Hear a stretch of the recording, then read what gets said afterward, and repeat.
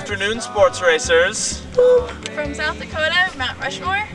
This is the show with Zefrank.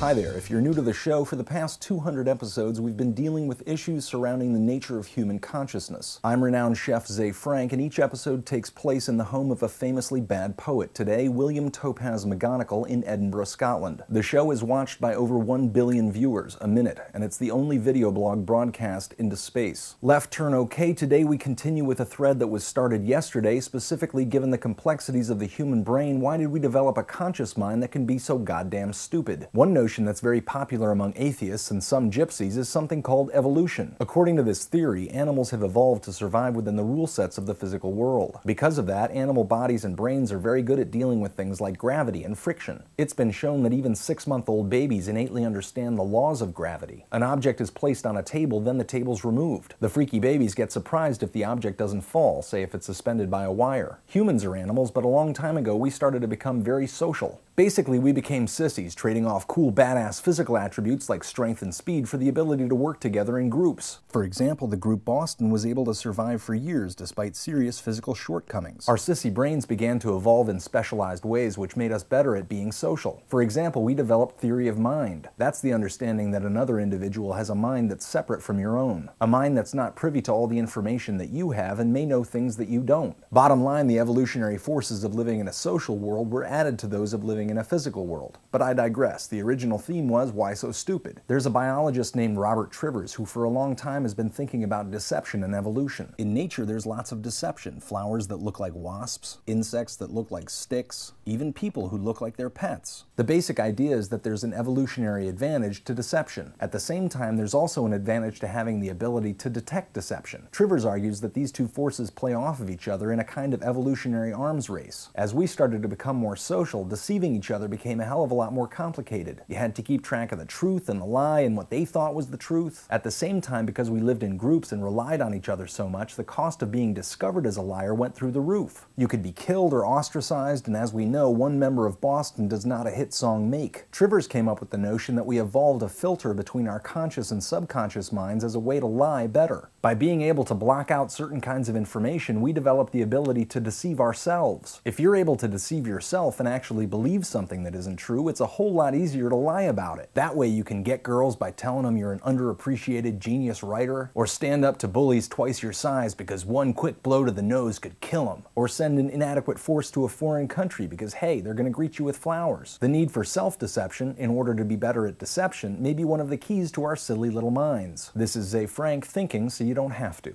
Oh, and by the way, this video blog thing, it's going to make me a big star.